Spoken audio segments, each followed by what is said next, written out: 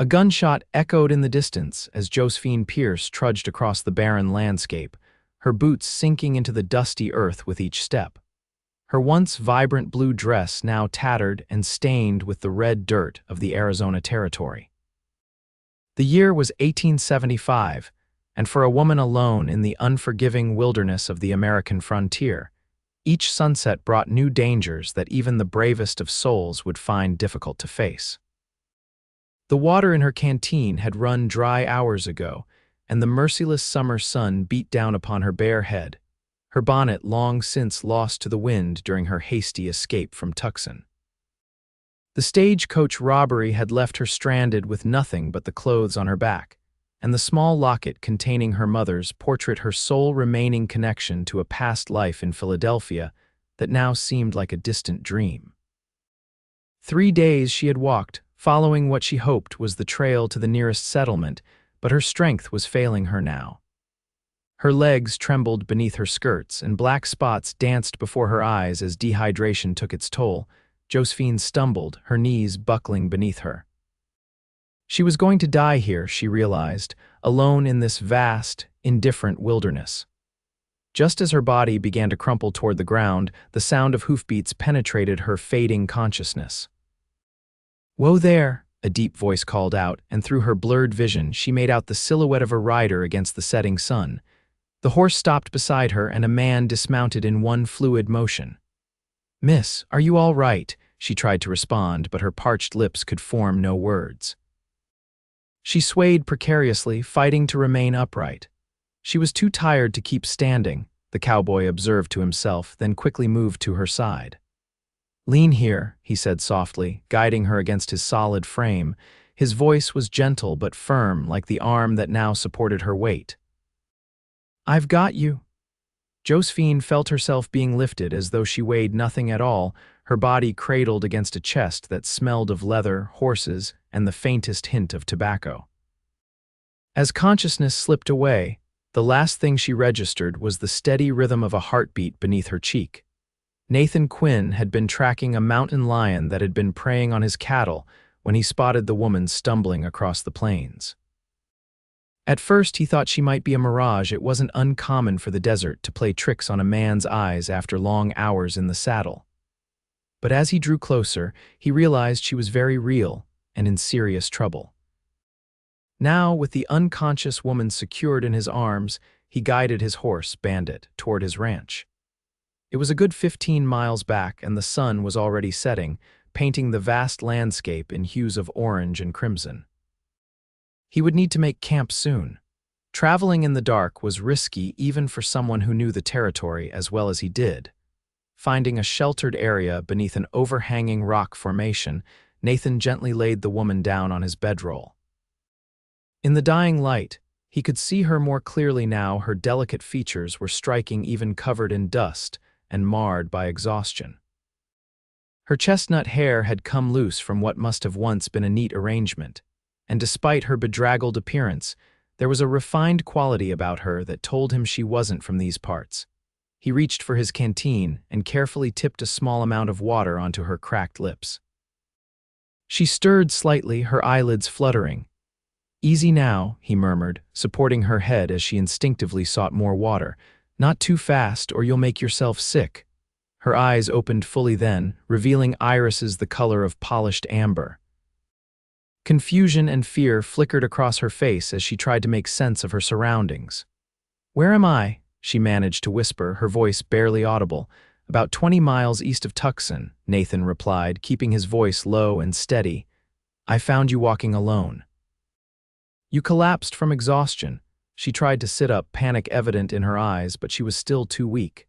"The stagecoach rest," he insisted gently, placing a reassuring hand on her shoulder. "Whatever happened, you're safe now. I'm Nathan Quinn. My ranch is a day's ride from here. I'll get you there tomorrow, and then we can figure out where you need to go." The woman regarded him warily, clearly trying to decide if she could trust him. Nathan knew how he must appear. Several days' worth of stubble darkened his jaw, his clothes were trail-worn, and he carried both a rifle and a Colt revolver. Not exactly the most reassuring sight for a lady in distress. "Josephine Pierce," she finally offered, relaxing slightly against the bedroll. I was traveling to Silver Creek to take a position as the new schoolteacher. Nathan nodded, recognizing the name of the growing mining town about 40 miles north. Silver Creek's a 3-day ride from here. You're lucky I found you when I did. Yes, she agreed, her eyes drifting closed again as exhaustion overtook her. Lucky. As Josephine slipped back into unconsciousness, Nathan built a small fire, careful to keep it low enough not to attract unwanted attention. The territories were safer than they had been a decade ago, but danger still lurked in many forms: outlaws, renegade Apache bands, and desperate men driven to violence by the harsh realities of frontier life. He prepared a simple meal of jerky and beans, eating quickly before checking on his unexpected companion. Her breathing had steadied, and some color had returned to her cheeks. He draped his spare blanket over her before settling himself on the opposite side of the fire, his rifle close at hand. As the stars emerged in the vast desert sky, Nathan contemplated the strange turn his day had taken. 5 years he had spent building his ranch, carving a life out of the unforgiving landscape after returning from the war with nothing but nightmares and a determination to find peace. He had purposely chosen isolation, preferring the company of his horses and cattle to people. And now, fate had delivered this woman into his care. Morning came with the harsh brilliance characteristic of the Arizona desert. Josephine awakened to the aroma of coffee brewing over a small fire. For a moment, disorientation clouded her mind before the events of the previous day rushed back. She sat up slowly, her body aching from dehydration and exhaustion. "You're awake," observed a deep voice, and she turned to see her rescuer crouched by the fire, pouring coffee into a tin cup. He was younger than she had first thought, perhaps 30, with dark hair that curled slightly where it met the collar of his worn denim shirt. His face was weathered by the sun and wind, but his eyes were a clear, penetrating blue that seemed to assess everything with careful consideration. "How are you feeling?" he asked, offering her the cup. Josephine accepted it gratefully, wrapping her fingers around the warm metal. "Better, thank you. I owe you my life, Mr. Quinn." He shook his head dismissively. "Nathan," he corrected, "and you owe me nothing." Anyone would have done the same. But they both knew that wasn't true. The West was filled with stories of travelers left to die by those unwilling to shoulder the burden of another's survival. "Can you tell me what happened?" he asked, settling on a nearby rock. "A woman alone in the desert isn't something you see every day." Josephine took a sip of the strong, bitter coffee before answering.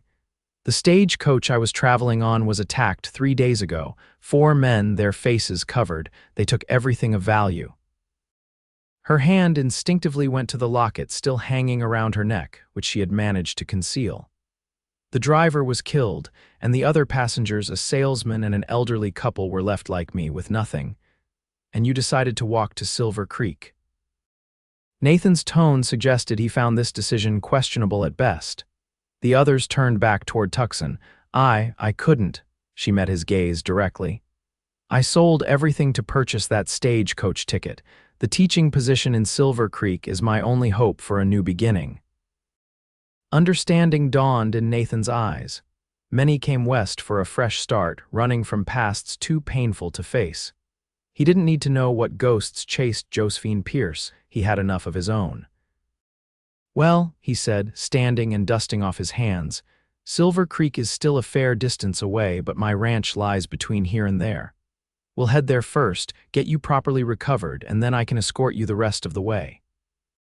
Josephine's pride bristled at the implication that she needed further assistance. "That's very kind, but I wouldn't want to impose further. If you could just point me in the right direction." Nathan's laugh cut her off, a surprisingly warm sound in the desert stillness.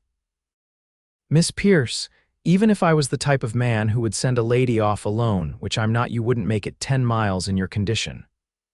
My ranch is the logical next step, unless you're particularly eager to become a permanent resident of this desert."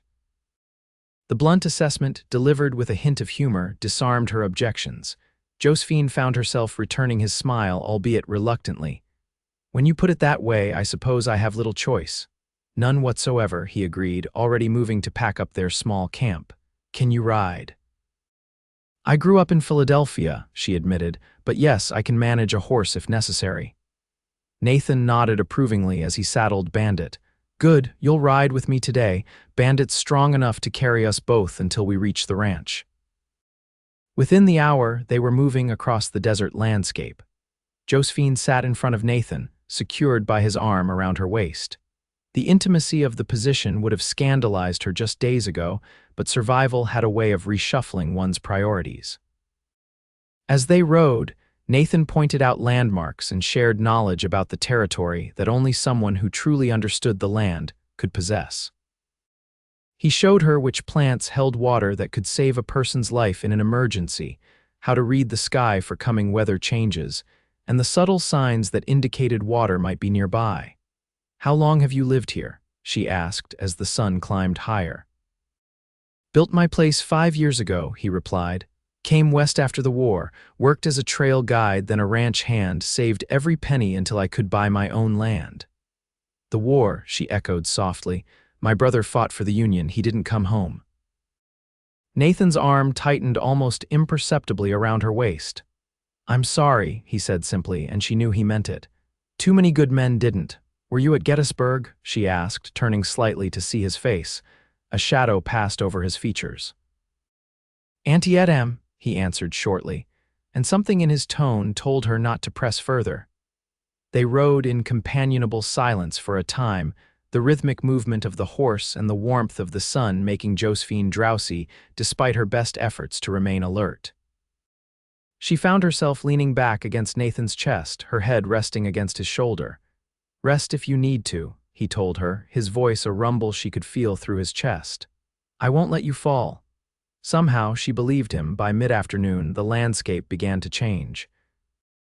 The barren desert gave way to stretches of grassland dotted with mesquite trees and scrub. In the distance, mountains rose blue and mysterious against the horizon. Almost there, Nathan announced as they crested a small rise. Below them, nestled in a valley where a creek cut through the landscape, stood a ranch house surrounded by corrals and several outbuildings. It wasn't large by Eastern standards, but the solid construction and well-maintained appearance spoke of care and hard work. It's lovely, Josephine said with genuine admiration. After days in the desert, the sight of the ranch with its promise of shelter, food, and safety seemed like a mirage too good to be true. It's home, Nathan replied simply, but there was unmistakable pride in his voice as he guided Bandit down the slope toward the property. As they approached, a dog came bounding out to meet them, a large black and white border collie who barked enthusiastically at their arrival. That's Scout, Nathan explained as the dog circled their horse. Best cattled dog in the territory. A man emerged from one of the outbuildings, waving as he spotted them. He was older, perhaps in his 60s, with white hair and a weathered face that broke into a smile as they drew closer. Looks like you brought back more than mountain lion tracks, boss, he called out, his keen eyes taking in Josephine's presence with curiosity but no judgment. Nathan dismounted first, then reached up to help Josephine down.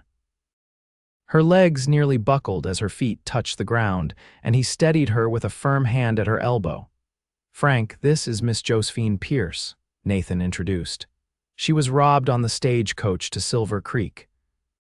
Miss Pierce, this is Frank Martinez, my foreman and the reason this ranch doesn't fall apart when I'm gone. Frank tipped his hat respectfully. Madam, sorry to hear about your troubles. Josephine managed a polite smile despite her exhaustion. Thank you, Mr. Martinez. Frank, have Rosa prepare the guest room, Nathan instructed, and let her know we'll have an extra person for supper. Already on it, Frank assured him, heading toward the main house. Nathan led Josephine to the porch, where a bench offered a welcome opportunity to rest. Rosa is Frank's wife, he explained. They've been with me since I built this place. They live in the small house behind the main one. Rosa keeps house and cooks, and frankly, I'd be living on beans and coffee without her. It seems you have good people around you, Josephine observed. Nathan nodded, his gaze sweeping over his property. I've been fortunate that way. He turned back to her.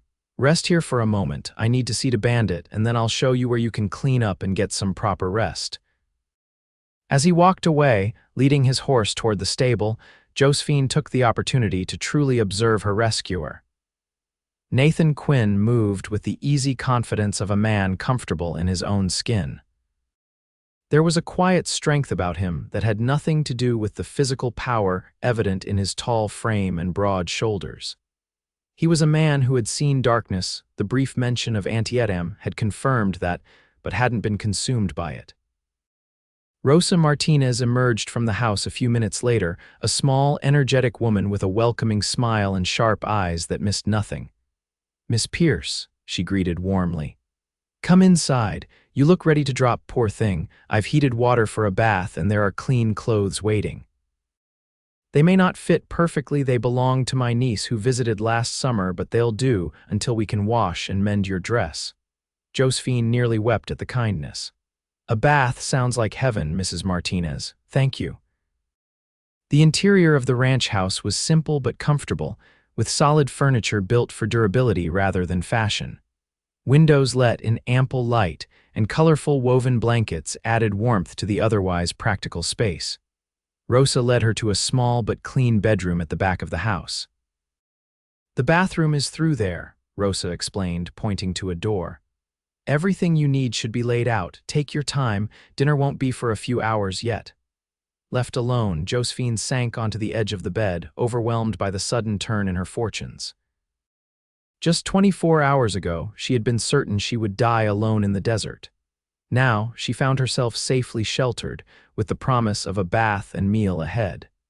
The unexpected kindness of strangers of Nathan Quinn had saved her in more ways than one. The bath was everything she had hoped for and more. The warm water soothed her aching muscles, and the simple pleasure of being clean again lifted her spirits immeasurably. The borrowed clothes, a simple skirt and blouse, were slightly large but infinitely preferable to her ruined dress. By the time she emerged from her room, the aroma of cooking food filled the house, making her realize how hungry she truly was. She found Nathan in what appeared to be a study, poring over what looked like accounting ledgers. He looked up as she entered, and something flickered in his eyes, surprise, perhaps, at seeing her transformed from the bedraggled woman he had rescued. "Miss Pierce," he greeted, standing, "you look much recovered." "I feel human again," she admitted with a smile. "Your hospitality has been extraordinary, Mr. Quinn." "Nathan," he reminded her, "and it's nothing special. Out here we look after one another. It's the only way to survive." "Nevertheless, I am grateful." She gestured to the papers spread across his desk. "I'm interrupting your work." He shook his head, closing the ledger. "Just figures. Cattle prices, expenses, projections for the next season. Nothing that can't wait." "Is ranching profitable?" she asked, genuinely curious. Her knowledge of the cattle business was limited to what she had read in newspapers and novels. Nathan's mouth quirked in a half-smile. "It can be if you're smart and lucky. More the latter than the former most years. The drought 2 years ago nearly broke me, but last year was good enough to make up for it." Josephine noticed a bookshelf against one wall, filled with volumes that seemed well used. She moved closer, scanning the titles with interest. Alongside practical manuals on animal husbandry and agriculture were works of literature: Dickens, Hawthorne, even Shakespeare. "You're a reader," she observed, pleasantly surprised. "When time allows," he acknowledged. "Which isn't as often as I'd like. What about you, schoolteacher? What do you like to read when you're not instructing young minds?" She trailed her fingers along the spines of the books. "Poetry, mostly. Wordsworth, Keats, some novels. Anything that takes me somewhere else, even if just for a little while." "Escape," Nathan nodded in understanding. "There's value in that." Their conversation was interrupted by Rosa announcing that dinner was ready. The meal was simple but abundant: roast beef, potatoes, fresh baked bread, and vegetables from the garden Rosa maintained behind the house. Frank joined them, and the conversation flowed easily, centered mostly on ranch matters and local news. Josephine found herself relaxing for the first time in days, perhaps even weeks. The long journey west from Philadelphia had been fraught with anxiety and uncertainty. The teaching position in Silver Creek represented her last hope after a series of personal and financial setbacks had left her with few options in the East. The stagecoach robbery had nearly destroyed that hope, but now, seated at this table with these kind strangers, she felt the first stirrings of optimism again. As the meal concluded, Frank excused himself to make a final check on the livestock, and Rosa began clearing the table, waving away Josephine's offer to help. "You're still recovering," Rosa insisted. "Besides, it gives me a chance to hear all about Philadelphia. I've never been east of the Mississippi." Left alone with Nathan, Josephine felt a sudden awkwardness descend. He was still a stranger, after all, despite the intimacy forced upon them by circumstance. "How long have you been teaching?" he asked, breaking the silence. 5 years, she replied. "I started at a small private academy in Philadelphia, but circumstances changed. The position in Silver Creek will be my first in a public school." Nathan studied her for a moment, those clear blue eyes seeing more than she was comfortable revealing.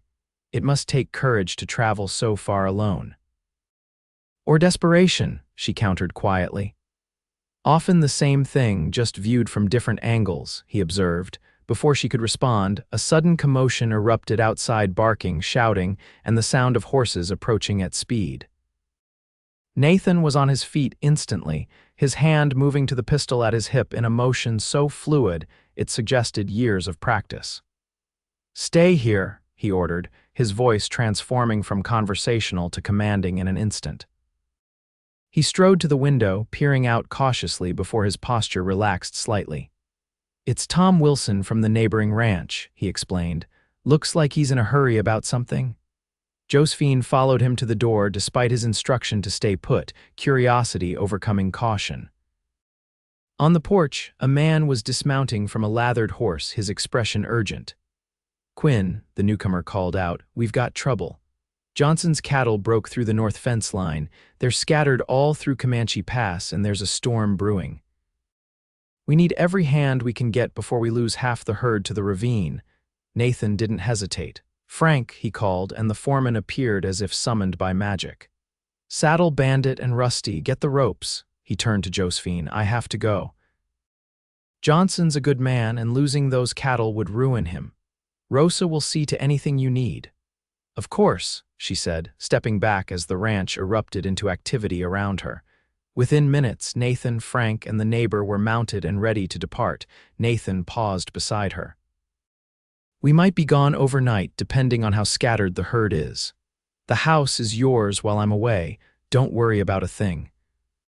And then they were gone, galloping away into the gathering darkness, leaving Josephine with the strange sensation of having been swept into someone else's life, and then just as suddenly left standing alone.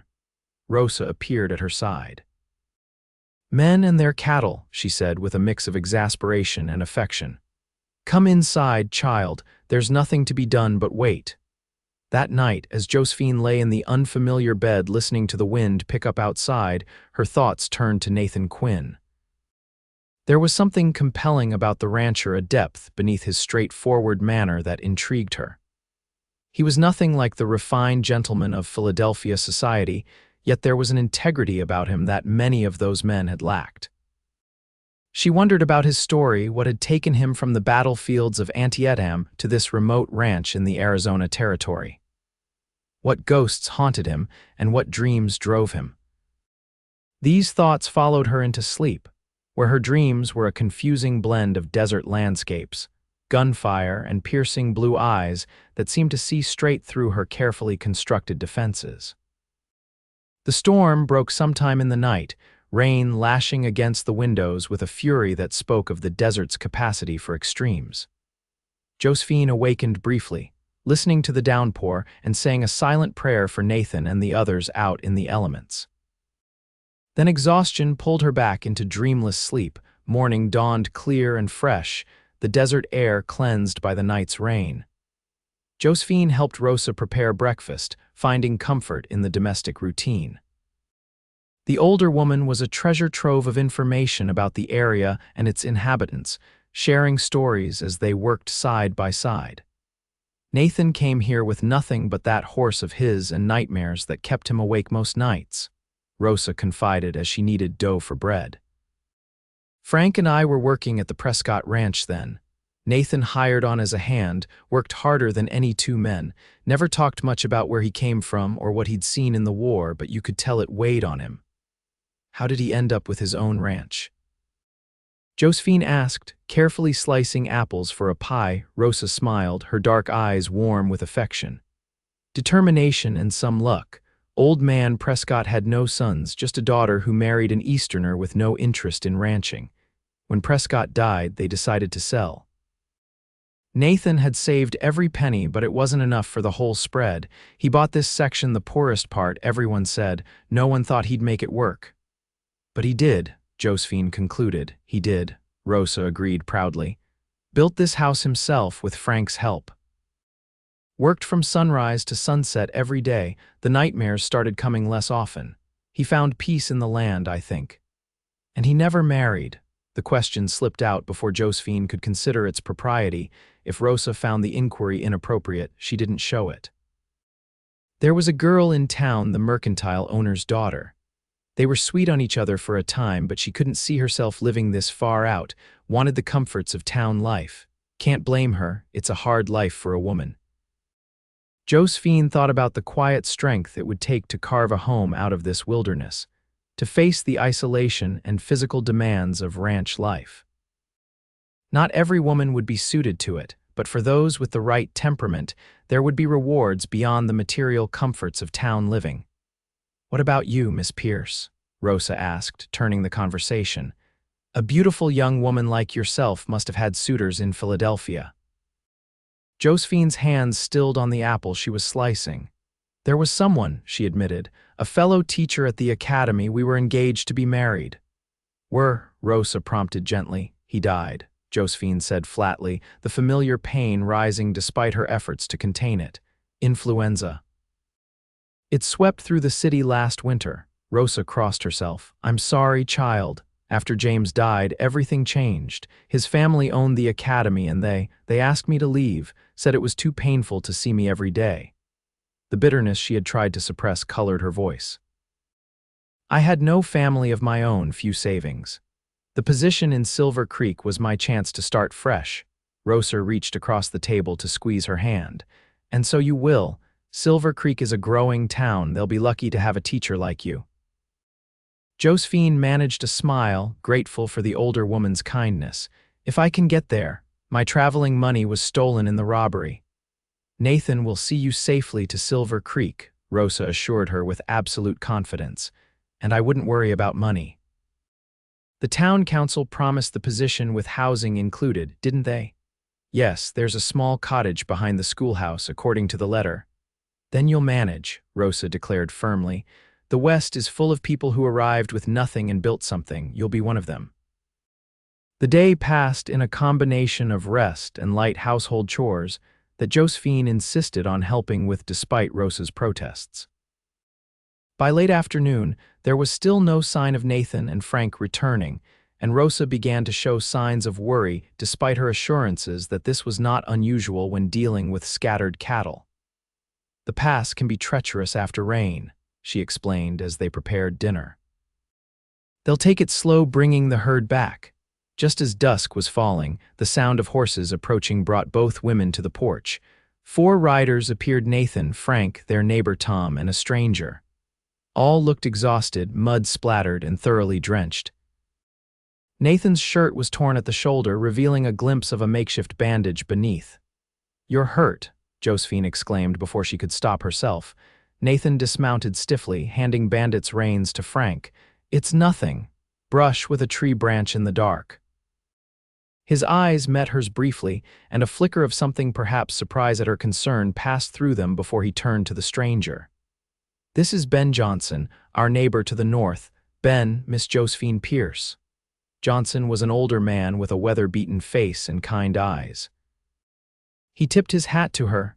"Madam, pleased to meet you, though I wish it were under better circumstances. Did you recover the cattle?" Rosa asked, already moving to help Frank with the horses. "Most of them," Nathan confirmed. Lost 7 to the ravine before we could get there, but the rest are safe. Thank God for that, Johnson said fervently. Quinn here saved my livelihood, rode into that ravine himself to turn the leaders when none of our horses would go. Nathan dismissed the praise with a shake of his head. Anyone would have done the same.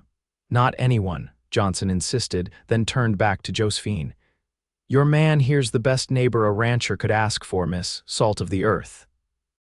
Josephine felt color rise to her cheeks at the implication that Nathan was her man, but neither corrected the assumption.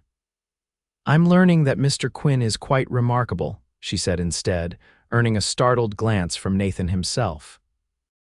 You all must be starving, Rosa interjected practically. Dinner's nearly ready. Ben, Tom, you'll stay. The men accepted gratefully, and soon the house was filled with the sounds of boots being removed, hands being washed, and the comfortable murmur of conversation as the ranchers recounted their efforts to save the straying cattle. Josephine found herself watching Nathan, noticing the way exhaustion lined his face and how he winced slightly when he moved his injured shoulder. When the others moved toward the dining room, she intercepted him. Let me look at that shoulder, she said, her tone leaving little room for argument. He raised an eyebrow. It's fine, Miss Pierce. Josephine, she corrected, echoing his earlier insistence on first names. And I was a volunteer nurse during the influenza epidemic. I know something about wounds, please. After a moment's hesitation, he nodded, leading her to the study where the light was better. He sat in a chair while she carefully removed the crude bandage Frank had applied in the field. The cut was long but not deep, running from his shoulder blade partway down his upper arm. This needs cleaning, she observed, keeping her tone professional despite her awareness of his proximity and the intimacy of tending to his injury. Do you have medical supplies? Cabinet in the bathroom, he directed. Rosa keeps it well stocked. Josephine gathered what she needed: clean water, soap, bandages, and a bottle of whiskey that she found among the supplies. When she returned, Nathan had removed his torn shirt entirely, and she faltered momentarily at the sight of his bare torso. He was powerfully built, as she had expected from the strength she had felt when he carried her. His skin was bronzed from the sun except where his shirt usually covered it, and a map of scars told stories of a life lived physically and sometimes dangerously. One particularly vicious scar on his left side could only have come from the war. Collecting herself, Josephine set about cleaning the wound with brisk efficiency. This might sting, she warned before applying the whiskey-soaked cloth. Nathan didn't flinch, though she knew it must have burned fiercely. You've done this before, he observed. Too many times, she admitted. The epidemic, it was relentless. The hospitals were overwhelmed. Anyone with even basic skills was pressed into service. Is that when you lost your fiancé? He asked quietly. Josephine's hands stilled for a moment. Rosa told you. Just that you had been engaged and that he died. I'm sorry. She resumed bandaging his shoulder, focusing on the task to keep her emotions in check. James was a good man. He volunteered at the hospital where I was working. That's how he contracted it. Nathan was silent as she finished securing the bandage, but when she moved to step away, he caught her hand. The weight of that doesn't go away, he said, his voice low. Watching good men die while you live. Wondering why them and not you. The simple statement, delivered without platitudes or false comfort, resonated with her in a way that 1,000 well-meaning condolences never had. Here was someone who truly understood. No, she agreed softly, it doesn't go away, but we keep living anyway. His eyes held hers for a long moment, and something passed between them, a recognition, an understanding that went beyond words. Then he released her hand and stood. Thank you for tending to this, he said, gesturing to his shoulder. We should join the others before Rosa sends a search party. The evening that followed was surprisingly enjoyable despite the exhaustion that all the men clearly felt. Ben Johnson turned out to be a natural storyteller, regaling them with tales of his early days in the territory when Apache raids were still common and law was a distant concept. Tom Wilson contributed his own stories, many featuring Nathan in roles the modest rancher tried to minimize. Remember that time Quinn here faced down 3 rustlers single-handed, Wilson prompted Johnson. Must have been, what, 2 years ago? 3, Johnson corrected. Right after that dry spell when everyone was desperate, caught them red-handed with Peterson's prime bull. Josephine looked at Nathan with new curiosity. What happened? Nathan shook his head, clearly uncomfortable being the center of attention.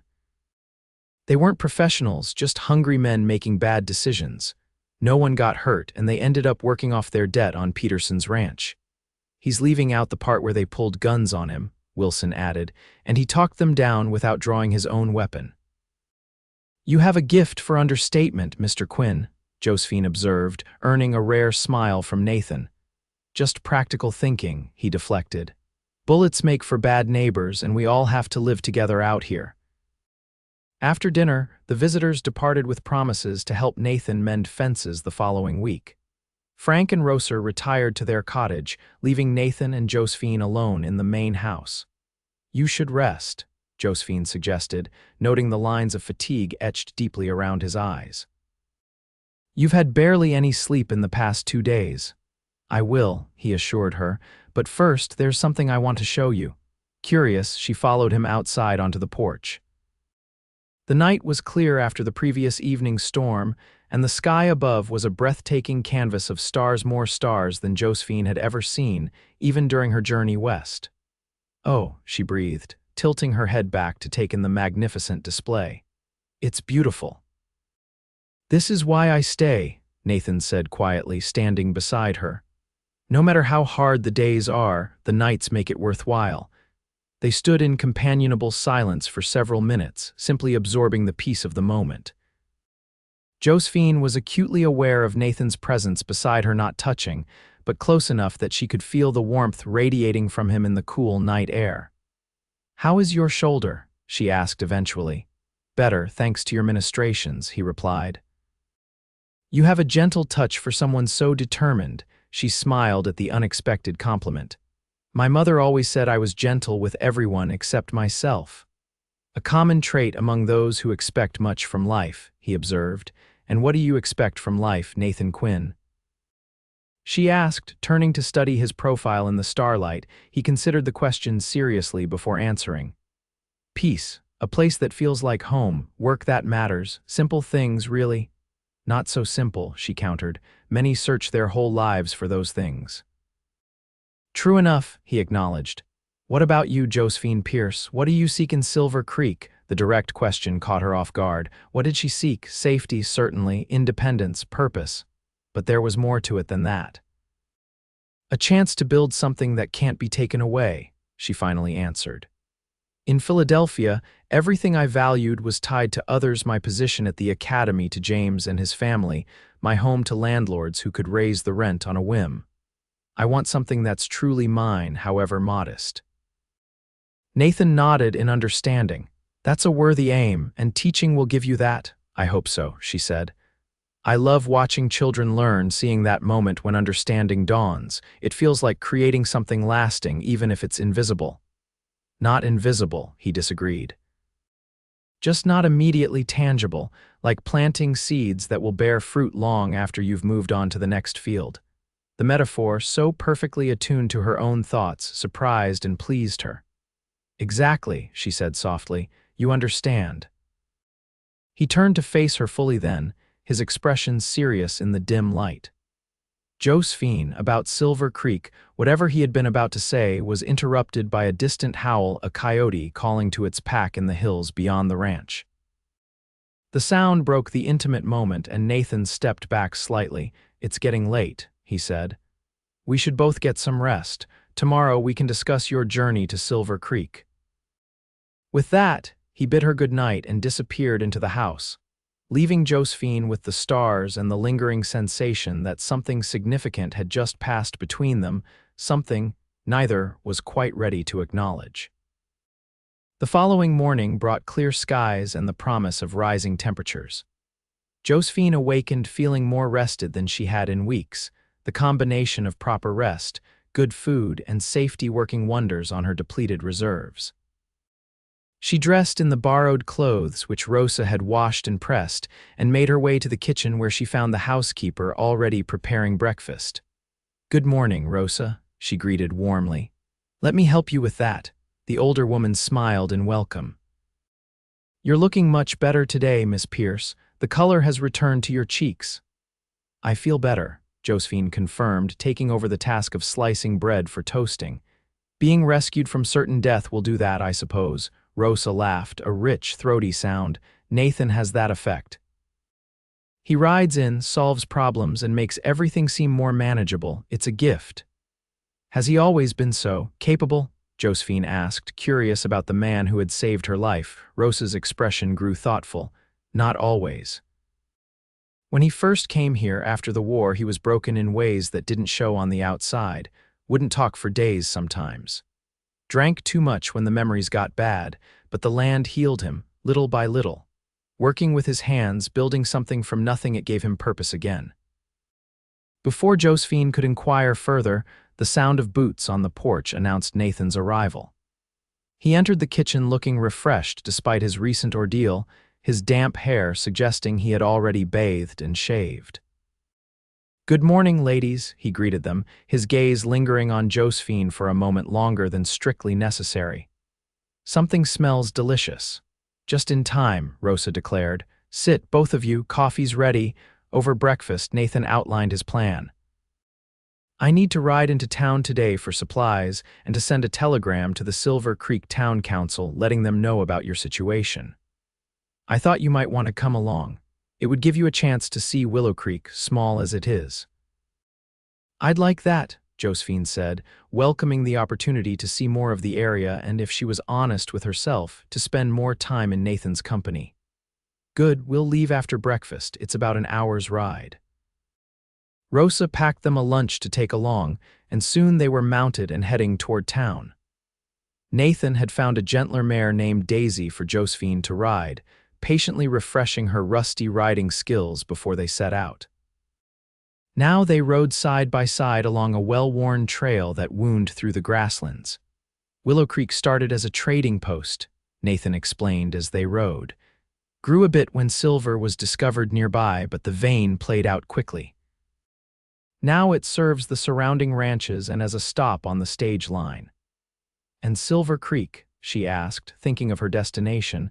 "Is it much larger?" Nathan's expression grew slightly guarded. "It's bigger, yes. The mines there are still producing. It's a proper town with a hotel, several saloons, a bank, rougher than Willow Creek in some ways." Something in his tone caught her attention. "You don't sound enthusiastic about it." He hesitated before answering. "Silver Creek has its good points. There are decent folks there trying to build something lasting. But mining towns attract a certain element, men looking to get rich quick, others looking to separate those men from their money through gambling, liquor, or worse." "And you think it's no place for a schoolteacher?" Josephine concluded, a hint of defiance entering her voice. Nathan glanced at her, his expression softening. "I think it's a place that needs a good schoolteacher more than most, but it won't be the genteel environment you're accustomed to." "Philadelphia had its share of rough elements, too," she countered. "Poverty and desperation look much the same everywhere." He conceded the point with a nod. "Fair enough, I just want you to be prepared. Silver Creek is still finding its way from a mining camp to a proper town. The school is a step in that direction." They crested a small hill, and Willow Creek came into view below them, a modest collection of buildings centered around a main street, with scattered houses and small farms on the outskirts. It wasn't much compared to eastern towns, but to Josephine, it represented civilization after days in the wilderness. As they rode into town, several people called out greetings to Nathan, who responded with easy familiarity. They tied their horses outside the general store, and Nathan helped Josephine dismount, his hands lingering at her waist perhaps a moment longer than necessary. "Mr. Quinn," exclaimed a jovial voice as they entered the store. "Twice in 1 month we're honored." The proprietor was a round, balding man with spectacles perched precariously on his nose. His curious gaze immediately took in Josephine. "And who might this lovely lady be?" he inquired with a twinkle in his eye. Harmon, this is Miss Josephine Pierce, Nathan introduced. She's on her way to Silver Creek to take up the teaching position there. Miss Pierce, Harmon Wells, purveyor of everything useful and plenty that isn't. Wells bowed slightly. A pleasure, Miss Pierce. We don't get many refined ladies passing through our humble establishment. The pleasure is mine, Mr. Wells, Josephine replied politely. While Nathan conducted his business ordering supplies for the ranch and arranging to send a telegram to Silver Creek, Josephine browsed the store's eclectic inventory. Everything from practical tools and household goods to modest luxuries like ribbons and imported candies lined the shelves. She lingered over a display of books, mostly dime novels and almanacs, but with a few classics mixed in. "Find anything of interest?" Nathan asked, appearing at her side. She held up a well-worn copy of Wordsworth's poems. "I lost my books in the robbery. It would be nice to have something to read." Without hesitation, Nathan took the book and added it to his purchases. When Josephine protested, he waved away her objection. "Consider it a loan until you're settled in Silver Creek. You can mail it back to me when you're established." The simple kindness touched her deeply. "Thank you." After concluding their business at the general store, Nathan showed her around the small town, the post office, the blacksmith shop, a modest church, and a small eating house where they stopped for refreshment. Throughout their tour, Josephine noticed the respectful way the townspeople treated Nathan and his easy manner with them in return. He clearly commanded both respect and genuine affection in the community. At the eating house, a cheerful establishment called Millie's, they were greeted warmly by the proprietress herself, a stout woman in her 50s with an infectious laugh. "Nathan Quinn," she declared, hands on hips. "Where have you been hiding yourself? We haven't seen you in weeks." "Running a ranch keeps a man busy, Millie," he replied with a smile. "This is Miss Josephine Pierce on her way to Silver Creek." Millie's eyes widened. "The new teacher, we heard Silver Creek was getting one. Sit down, both of you. Coffee's fresh, and I just pulled an apple pie from the oven." Over generous slices of still warm pie, Josephine asked, "Does news always travel so quickly out here?" "Faster than the telegraph sometimes," Nathan confirmed with a chuckle. "In small communities like these, a new arrival is big news, especially someone taking on an important role like teaching." "Will they expect much of me in Silver Creek, do you think?" Josephine asked, a hint of anxiety creeping into her voice. "In Philadelphia, I taught mostly young ladies from wealthy families. The curriculum was very specific." "They'll expect you to teach their children to read, write, and cipher," Nathan replied thoughtfully. "Beyond that, they'll be grateful for whatever knowledge you can impart. Many of the parents had little formal education themselves." "Nathan's being modest," Millie interjected, refilling their coffee cups. "Silver Creek's been trying to get a proper teacher for over a year. Those mining families want better for their children than they had. You'll be welcomed like rain after drought, Miss Pierce." The woman's confidence bolstered Josephine's spirits. "Thank you, Mrs. Millie. That's reassuring to hear." As they prepared to leave, Millie pulled Nathan aside briefly. Josephine couldn't hear what was said, but she noticed his expression grow serious before he nodded and thanked the woman. Outside, as they untied their horses, Josephine asked, "Is everything all right?" Nathan hesitated before answering. "Just some news from Silver Creek. There's been trouble at one of the mines, a collapse last week. 3 men killed, several injured." "How awful," Josephine said, genuinely distressed. "Will this affect the school opening?" "No, the town council is more determined than ever. They see the school as a symbol of stability, of permanence beyond the mines." He helped her mount Daisy. "But it does mean we should delay your journey for a few more days. The town will be focused on the funerals and caring for the injured families. It wouldn't be the right time for you to arrive." Josephine nodded in understanding, surprised to find herself not entirely disappointed by the prospect of extending her stay at Nathan's ranch. "Of course, I wouldn't want to intrude on their grief." As they rode back toward the ranch, the conversation turned to lighter topics: Josephine's impressions of Willow Creek, Nathan's plans for expanding his cattle operation. Books they had both read. The ease between them continued to grow, as if they had known each other far longer than the brief time since her rescue. "I received a reply to my telegram," Nathan mentioned as they neared the ranch. "The Silver Creek Council asked if you could arrive next week after the funerals. They've arranged for someone to meet the stage on Thursday." "That's very considerate of them," Josephine said, then hesitated. "But I'm afraid I don't have the means to purchase another stagecoach ticket." Nathan's response was immediate and firm. "I'll take you to Silver Creek myself. It's only half a day's ride and I have business there anyway." "You've already done so much," she protested. "I can't impose further." He reined Bandit to a stop, turning to face her directly. "Josephine, out here we look after one another. It's not charity, it's how we survive. One day you'll do the same for someone else. That's how the West works." The sincerity in his eyes silenced her objections. "Thank you," she said simply. They rode the rest of the way in companionable silence, each lost in their own thoughts. As the ranch came into view, Josephine found herself viewing it differently than she had just that morning, less as a temporary haven and more as a place she might miss when she departed for Silver Creek. The following days settled into a pleasant routine. Josephine insisted on making herself useful around the ranch, helping Rosa with household tasks and even learning some basic skills related to ranch life.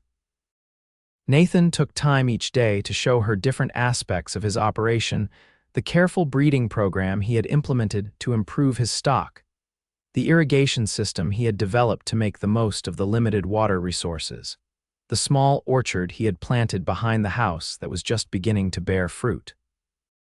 In the evenings, they often sat on the porch, talking about everything and nothing as the stars emerged overhead.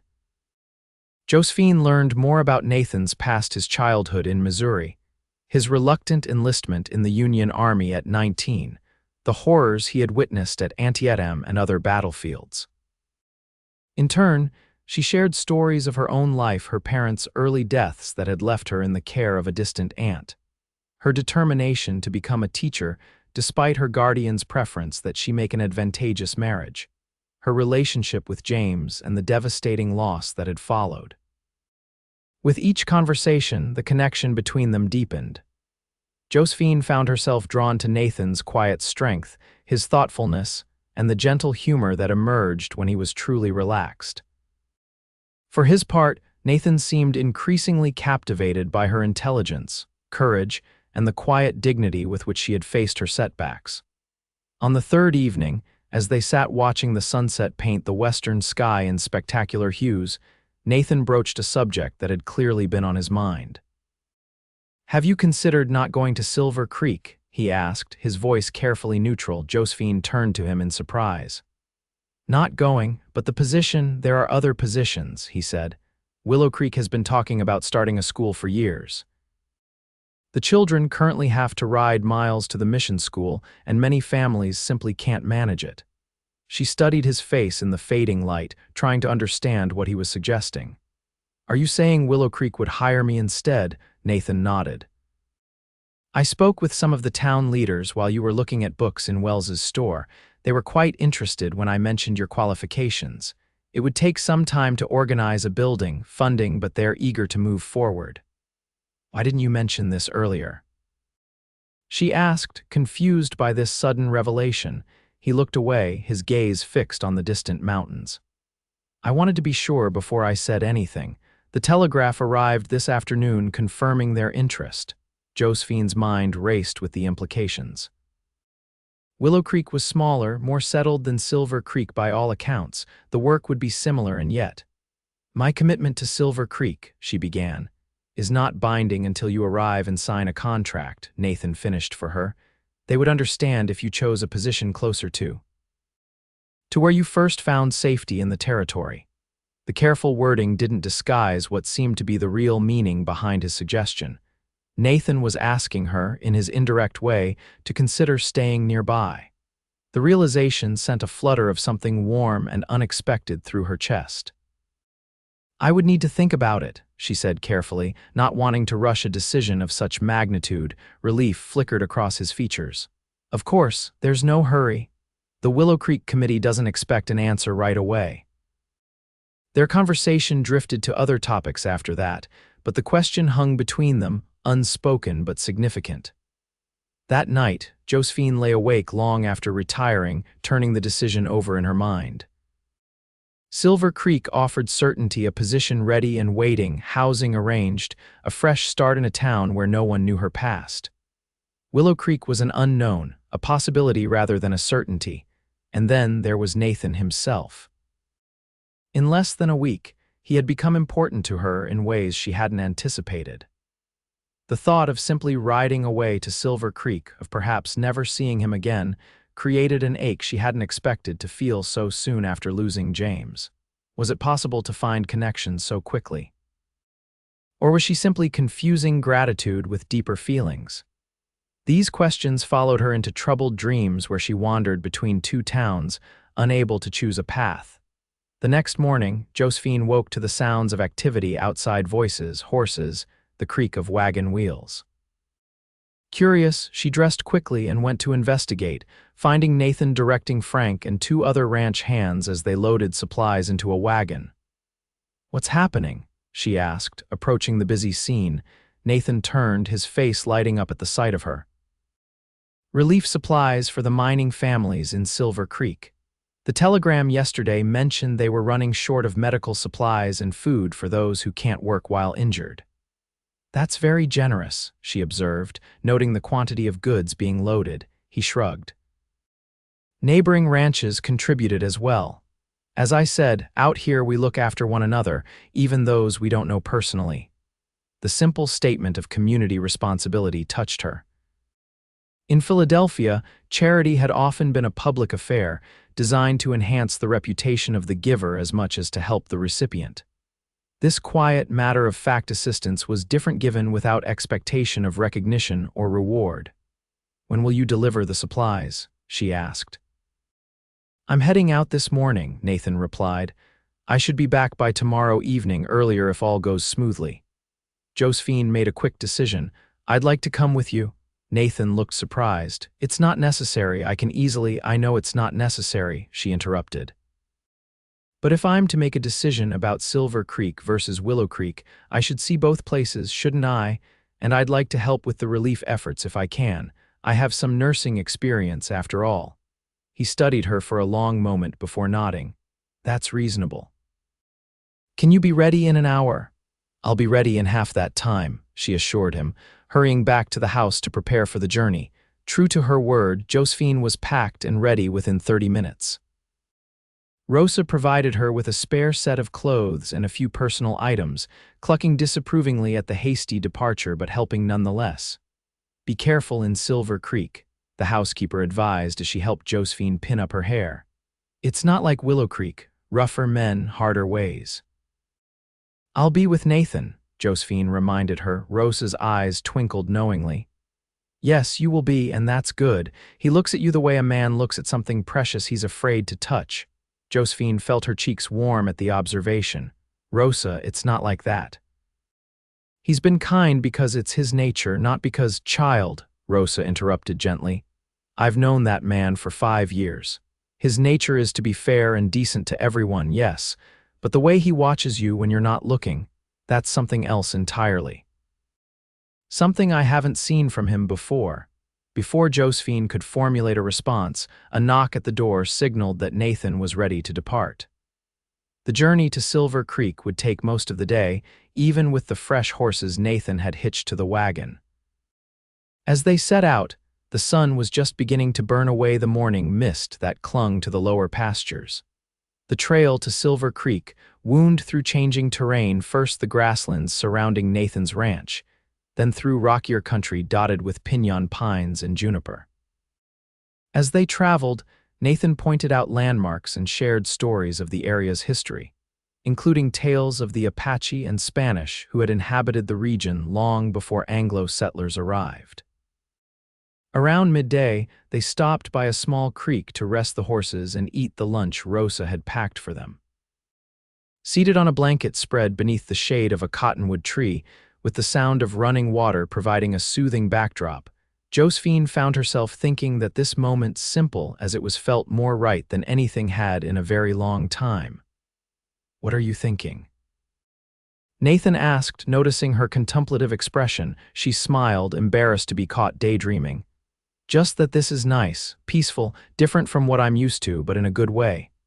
"The West grows on you," he said, leaning back against the tree trunk. "At first, all you see is the harshness, the danger, but then you start noticing the beauty, the freedom, the way life distills down to what really matters." "And what really matters, Nathan Quinn?" she asked, echoing their conversation from days earlier. His eyes met hers directly. "Integrity. Loyalty, creating something lasting, and connections to the land, to community." He paused, his gaze intensifying. "To people who understand you without needing every thought explained." The air between them seemed to thicken with unspoken meaning. Josephine felt her heart quicken as Nathan leaned slightly toward her, his intention clear in his eyes. For a breathless moment, she thought he might kiss her, and more surprising still, she realized she wanted him too. The moment was broken by the distant sound of a gunshot, followed by another. Nathan was on his feet instantly, his hand moving to the revolver at his hip. "That came from the direction of Silver Creek," he said, his expression shifting from tender to alert in an instant. "Could be nothing hunters or target practice, but we should get moving." The mood of easy companionship was replaced by a sense of urgency as they quickly packed up their picnic and resumed their journey. Nathan kept Bandit close to the wagon now, rather than ranging ahead as he had been doing, his posture vigilant as they approached the mining town. Silver Creek came into view in the mid-afternoon, a larger settlement than Willow Creek, sprawled across a valley with the namesake creek running through its center. The buildings were a mix of sturdy structures built of local stone and wood alongside hastily constructed shanties and tents that housed the ever-shifting mining population. The contrast between permanence and transience was stark. As they entered the town, the source of the gunshots became apparent. A crowd had gathered outside one of the larger saloons, where two men were being physically separated by others. The tension in the air was palpable. "Stay with the wagon," Nathan instructed Josephine, swinging down from Bandit's saddle and striding toward the disturbance. Josephine watched as he spoke briefly to one of the men restraining the combatants, then to a portly gentleman who appeared to be a person of authority, the mayor, perhaps, or a town councilman. After a few minutes, the crowd began to disperse and Nathan returned to the wagon. "What happened?" Josephine asked. "Dispute over a mining claim," Nathan explained grimly. "One man accused the other of jumping his claim while he was laid up after the mine collapse. Tempers flared, guns were drawn. Fortunately, no one was hit." Josephine glanced around at the now quieting street, taking in the rough-hewn nature of Silver Creek. In the light of day, she could see the signs of a community striving for respectability: a church with a fresh coat of paint, a brick-fronted bank, a small building with Silver Creek Sentinel painted on its window.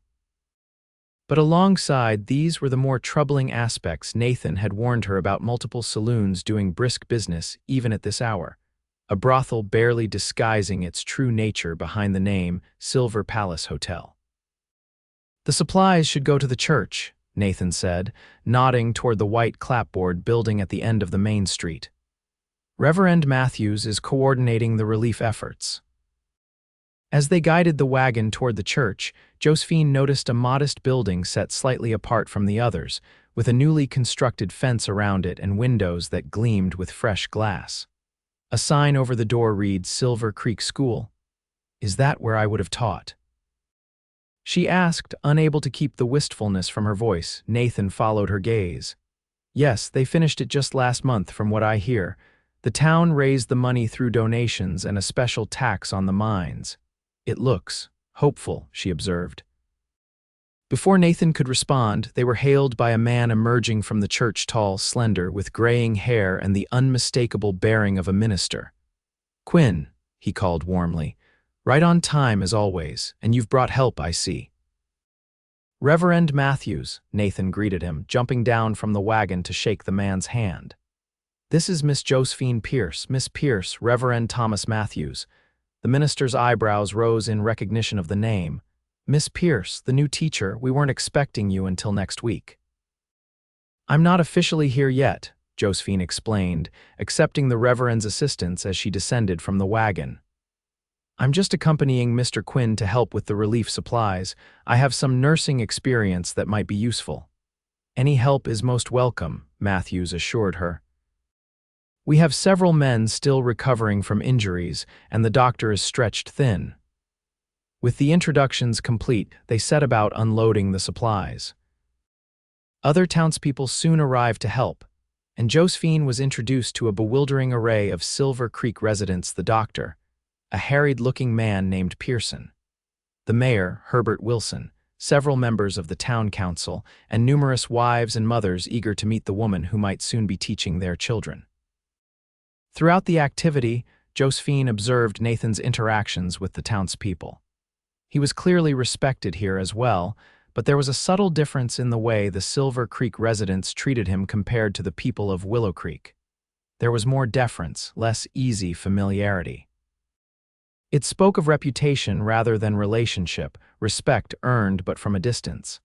As the supplies were distributed and plans made for their use, Reverend Matthews pulled Josephine aside. "Miss Pierce, since you're here, would you like to see the schoolhouse and the teacher's cottage?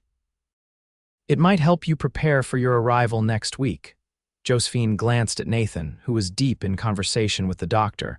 "That would be lovely, thank you." The Reverend led her to the school building she had noticed earlier.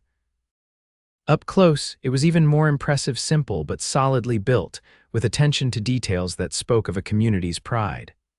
Inside, rows of new desks faced a teacher's platform where a large blackboard dominated the wall. Bookshelves, still mostly empty, lined one side of the room. "The books are coming on next month's freight wagon," Matthews explained.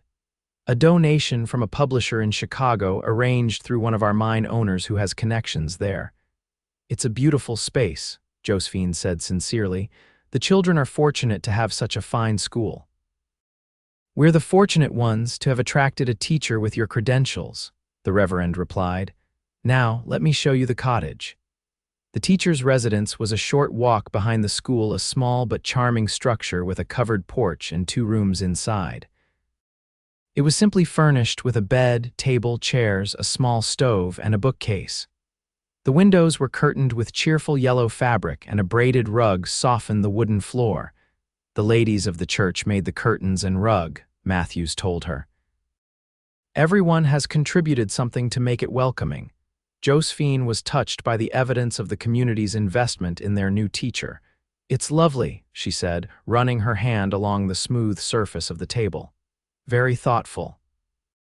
As they exited the cottage, Josephine spotted Nathan approaching, his expression unreadable. "There you are," he said. "Dr. Pearson was looking for you. He could use your nursing experience at the clinic if you're willing." "Of course," she replied immediately. Reverend Matthews was just showing me the school and cottage. Something flickered in Nathan's eyes at the mention of the cottage, concern, perhaps, or resignation.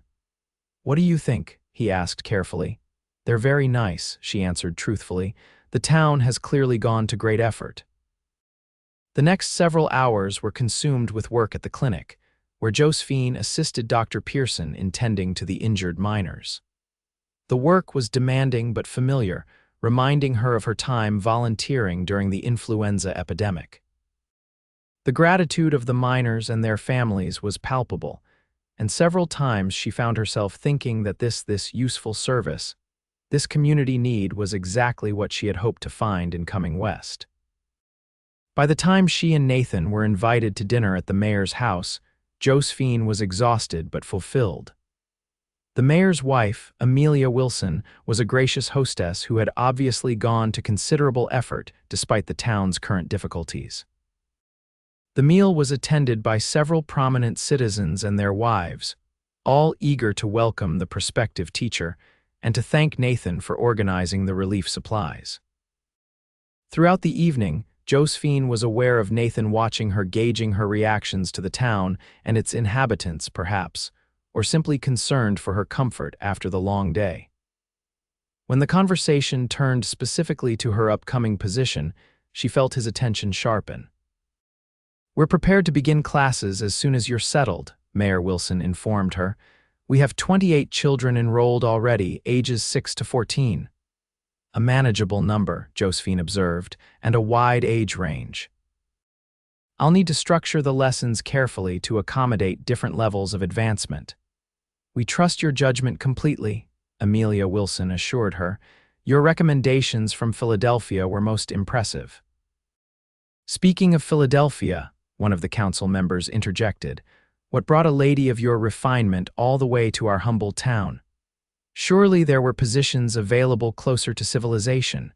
The question, though bluntly posed, was asked with genuine curiosity rather than suspicion. Nevertheless, Josephine felt Nathan tense beside her, clearly concerned about her comfort with the inquiry. I wanted a fresh start, she answered honestly, and the opportunity to build something meaningful. From your letters, it seemed that Silver Creek shared that ambition. Her diplomatic response was met with approving nods and murmurs.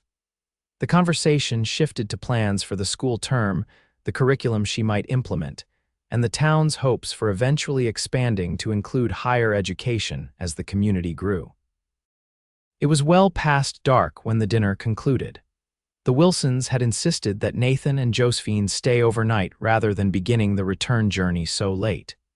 They were given separate rooms in the mayor's spacious home, with promises of an early breakfast before their departure. In the privacy of her assigned room, Josephine found herself at a crossroads. Silver Creek had impressed her with its determination to grow beyond its rough mining origins. The school was beautiful, the cottage charming, the community clearly invested in education. It was everything she had hoped for when she accepted the position, and yet, there was Willow Creek, smaller but more established, closer to Nathan's ranch. The position there was less defined, the facilities not yet built, but the potential was undeniable. And then there was Nathan himself, a man who in less than a week had come to mean more to her than she had thought possible. A soft knock at her door interrupted her thoughts. Opening it, she found Nathan standing in the hallway, his expression serious. I thought you might still be awake, he said quietly. May I speak with you for a moment, she nodded, stepping aside to let him enter. With the door left partially open for propriety's sake, they stood facing each other in the dim light of the single lamp. You've had a chance to see Silver Creek now, Nathan began. To meet the people, see the school, I wanted to know your thoughts. Josephine considered her words carefully. It's a town with great potential. The people are committed to building something lasting here despite the challenges. The school is lovely, and the position is exactly what was described in our correspondence. Nathan nodded, his eyes never leaving her face. And Willow Creek, have you given any more thought to that possibility? I have, she admitted. It's a different opportunity, building from the ground up rather than stepping into something established. Both have their appeal. Nathan took a deep breath, as if steeling himself for something difficult. Josephine, I want to be clear about something. My suggestion about Willow Creek wasn't just about providing you with an alternative position. It was selfishly motivated. She felt her heart quicken. What do you mean? I mean that the thought of you settling in Silver Creek, so far from, he paused, correcting himself. The thought of not seeing you again after you leave for Silver Creek is more difficult than I expected it to be. The admission hung in the air between them, charged with meaning. Josephine took a small step closer to him. Nathan, are you saying what I think you're saying? His eyes held hers, vulnerability and determination warring in their blue depths. I'm saying that in the short time I've known you, you've become important to me, more important than I thought possible. I'm saying that I'd like the chance to see if what's growing between us might become something significant. Josephine's breath caught in her throat. The words were measured, careful, but the emotion behind them was unmistakable. This reserved, thoughtful man was offering his heart cautiously, without presumption, but with absolute sincerity. I've felt it too, she admitted softly. This connection between us, but everything has happened so quickly. Just a week ago, I was certain my future lay in Silver Creek. And now, he prompted gently, now I'm not certain of anything except that the thought of simply riding away from your ranch from you feels wrong somehow. She shook her head, frustrated by her inability to articulate her confused emotions. James has been gone less than a year. I didn't expect to feel this way about anyone so soon. I'm not sure if it's right or fair to either of us." Nathan reached out, taking her hand in his. The simple contact sent warmth spreading through her. "There's no timetable for healing, Josephine, no proper waiting period for the heart to recognize something true.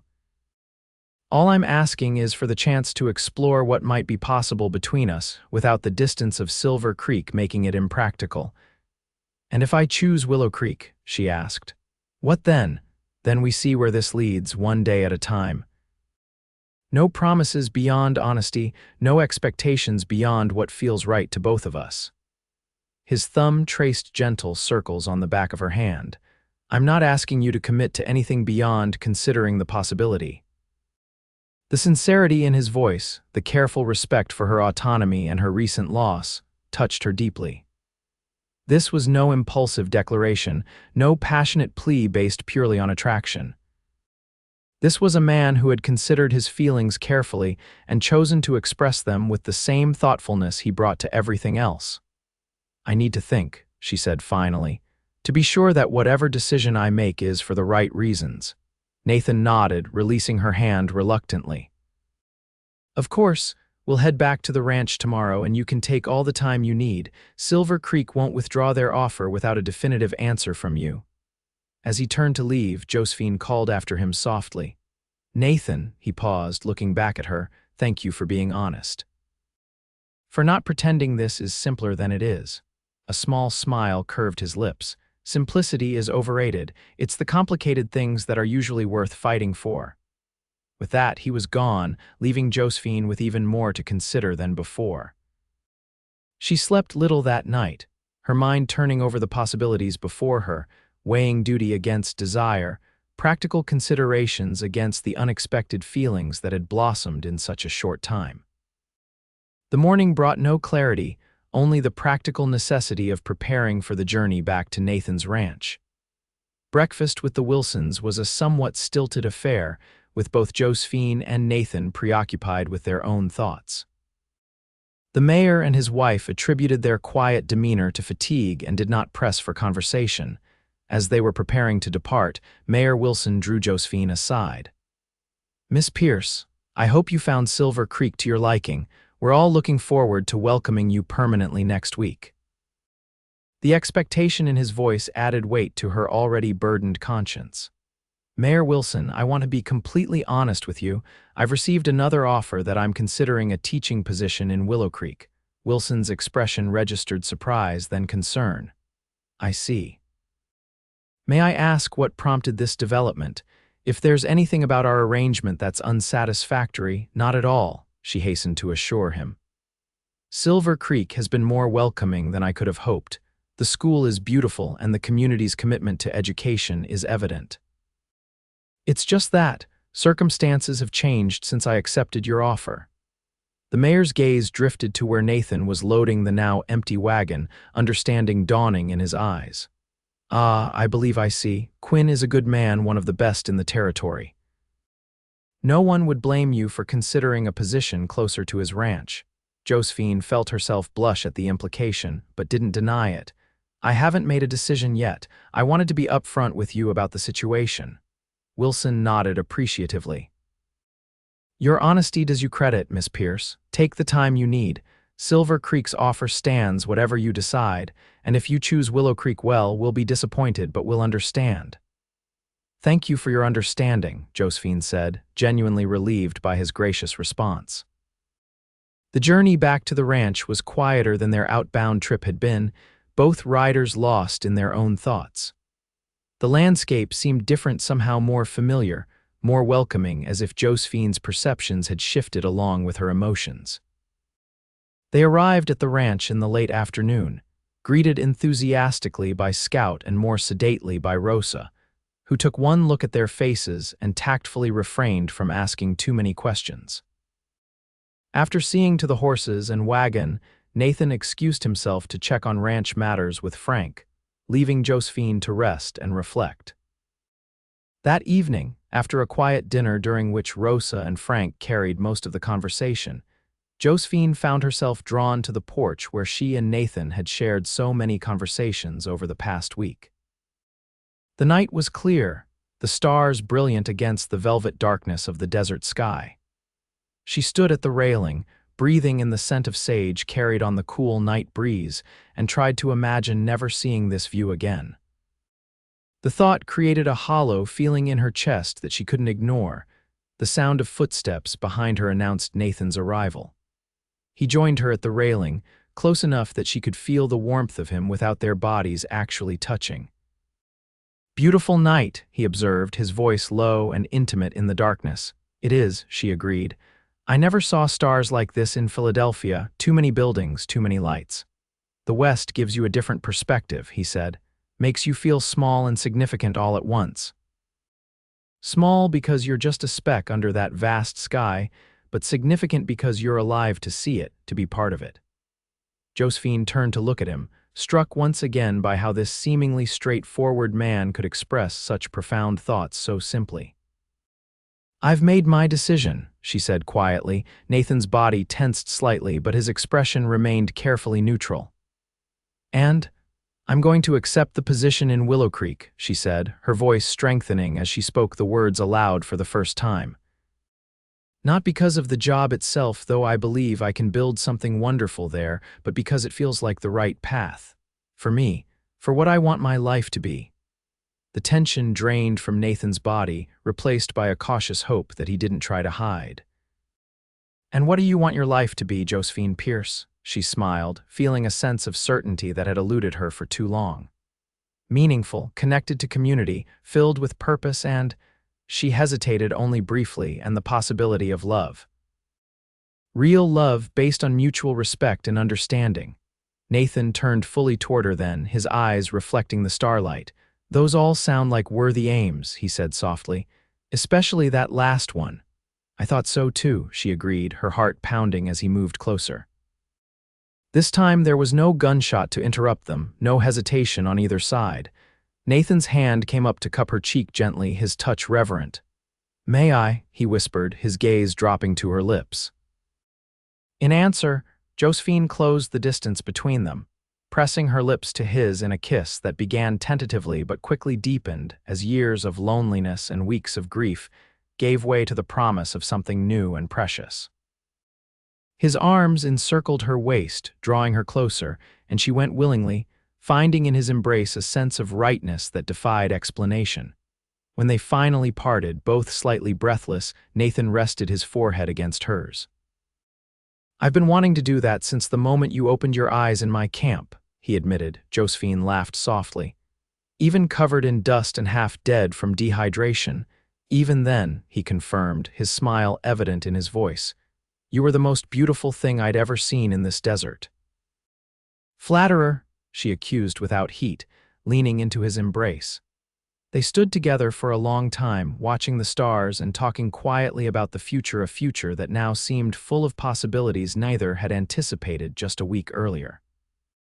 Nathan described the land near Willow Creek that would be perfect for a school, and Josephine shared her ideas for a curriculum that would serve the needs of frontier children while still providing a solid foundation in classic education. "It won't be easy," Nathan cautioned. "Building something from nothing never is, but I think Willow Creek is ready for this step. And I'm ready to help them take it," Josephine replied confidently. "After all, I've had some practice recently in starting over." The following weeks passed in a blur of activity. Josephine sent a carefully worded letter to Silver Creek, explaining her decision and expressing gratitude for their understanding. The response was gracious, if disappointed, with an open invitation to visit once she was settled in Willow Creek. The Willow Creek Town Committee, energized by the prospect of finally establishing their own school, moved quickly to secure a building, a former meeting hall that, with some renovation, would serve admirably until a proper schoolhouse could be built. Harmon Wells donated books from his store's inventory to start the school library, and other residents contributed furniture, supplies, and labor to prepare the space. Josephine found temporary lodging with Millie from the eating house, whose spare room was small but comfortable. The arrangement allowed her to be in town while preparations were underway, though she spent most weekends at Nathan's ranch, where their relationship continued to deepen with each passing day. By the time autumn arrived, the Willow Creek School was ready to open its doors to 21 students ranging in age from 5 to 16. The day before classes were to begin, Nathan rode into town unexpectedly, finding Josephine at the schoolhouse where she was making final preparations. "I thought you weren't coming until the weekend," she said, delighted by his surprise appearance. "I couldn't miss your big day," he replied, looking around the transformed space with approval. "Besides, I brought you something." From his saddlebag, he produced a small wooden box, handsomely crafted from polished mesquite. "Open it," he encouraged, placing it in her hands. Inside, nestled on a bed of velvet, was a small brass bell, a teacher's bell, its surface gleaming in the afternoon light. "Nathan, it's perfect," she breathed, lifting it carefully and giving it an experimental ring. The clear, sweet sound filled the schoolroom. "Where did you find it?" "Had it sent from Tucson," he explained. "Every proper teacher needs a bell to call her students to order." Josephine set the bell on her desk, then turned to embrace him tightly. "Thank you, not just for the bell, but for everything. If you hadn't found me in the desert that day, but I did find you," he interrupted gently. "And somehow, I think you would have found your way regardless." "You're stronger than you know, Josephine Pierce." She smiled up at him, marveling at how this man who had once been a stranger now knew her heart so well. "Perhaps, but I'm glad I didn't have to test that theory." As the sun began to set, they walked together through the streets of Willow Creek, stopping to chat with townspeople who called out greetings. In just a few weeks, Josephine had become an integral part of the community, her natural warmth and intelligence winning over even the most skeptical residents. "Have dinner with me tonight," Nathan suggested as they approached Miller's. "There's something I want to discuss with you." Curious, Josephine agreed. Millie had set aside a private table for them in the corner of her establishment, with a candle and her best tablecloth marking the occasion as special. Throughout the meal, Nathan seemed slightly distracted, his usual calm demeanor tinged with an uncharacteristic nervousness. "Is everything all right?" Josephine finally asked as they lingered over coffee. "You seem preoccupied." Nathan took a deep breath, reaching across the table to take her hand. "Everything is more than all right. In fact, I can't remember a time in my life when things felt more right, and that's largely due to you." Josephine felt a flutter of anticipation in her chest. "Nathan, what are you saying?" "I'm saying that I love you, Josephine Pierce," he declared, his voice steady despite the vulnerability evident in his eyes. "I know it's only been a short time, and if you need more, I love you too," she interrupted, squeezing his hand. "I think I have since that first night under the stars when you told me about the peace you found in this land." Relief and joy washed over his features. "Then there's something else I want to say, to ask, really." Reaching into his pocket, he withdrew a small velvet pouch.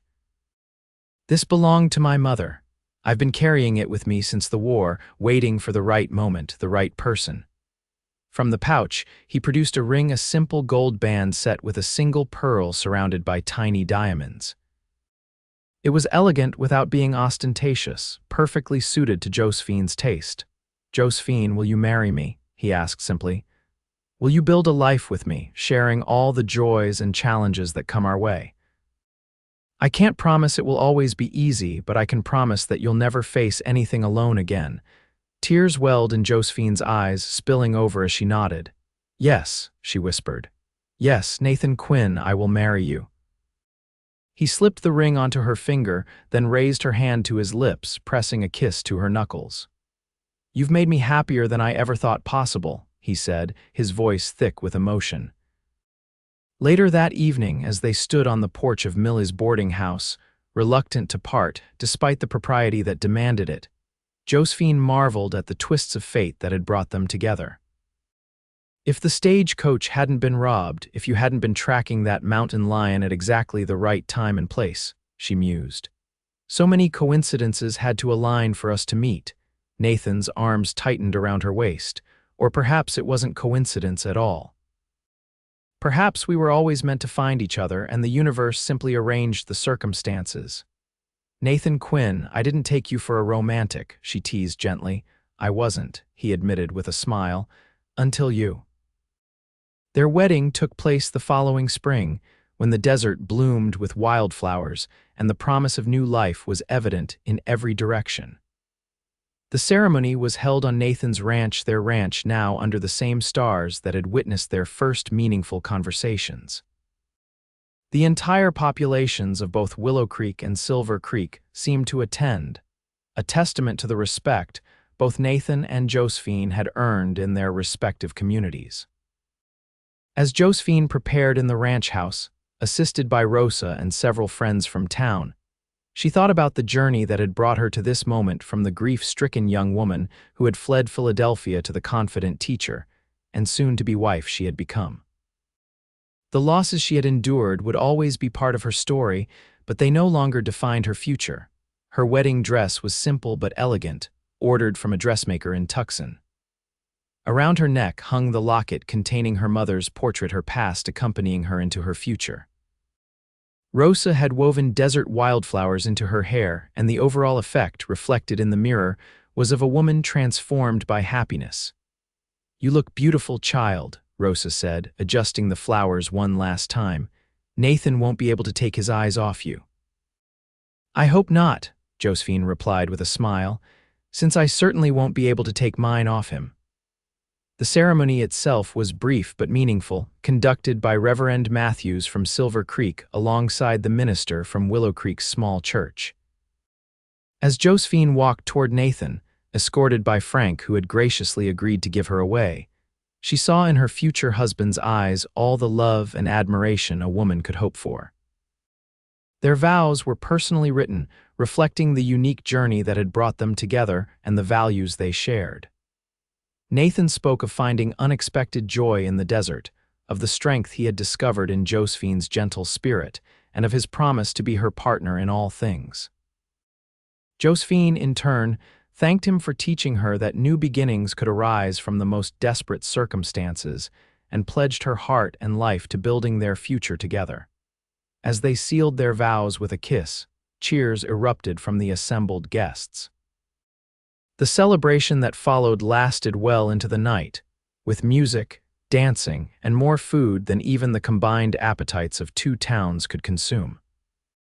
When the last guests had departed or settled into the various accommodations arranged around the ranch, Nathan led his new wife to their home, now transformed with small touches that reflected Josephine's presence.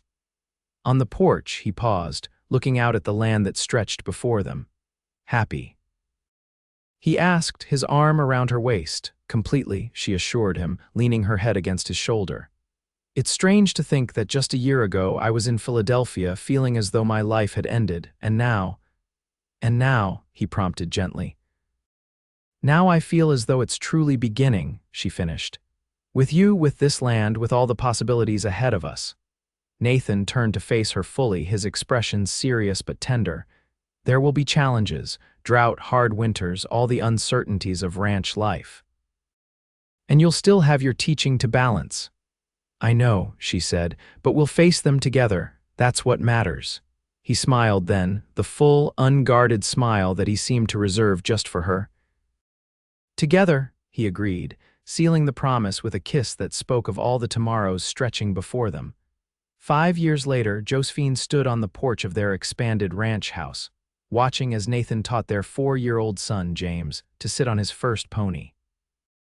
The boys' delighted laughter carried across the yard, mingling with the happy babbling of their 1-year-old daughter, Eliza, who observed the proceedings from her mother's arms. The years had brought both joys and sorrows, as Nathan had predicted. A particularly harsh winter had claimed some of their cattle, and a brief drought had tested their resilience. But there had been abundant blessings as well. The children, the thriving school in Willow Creek that now occupied a proper building and employed 2 teachers besides Josephine, who still taught 3 days a week, and the ranch itself, which had expanded and prospered under their joint stewardship. "Mama, look," James called excitedly as Nathan led the pony in a small circle. "I'm riding like Papa." "I see you, darling," Josephine called back, her heart full at the sight of her husband's patient instruction and her son's eager learning. This, she thought, was the legacy that truly mattered, not buildings or possessions, but love passed from one generation to the next. Nathan glanced up, catching her eye across the yard, and the look they shared was one of complete understanding, of gratitude for the life they had built together, and of anticipation for all that was yet to come. As Eliza squirmed to be put down, eager to join her brother and father, Josephine thought of that moment in the desert when she had been too tired to keep standing, and Nathan Quinn had appeared like a mirage, offering his strength when hers had failed. "Lean here," he had said, and in those simple words had been the beginning of everything that mattered.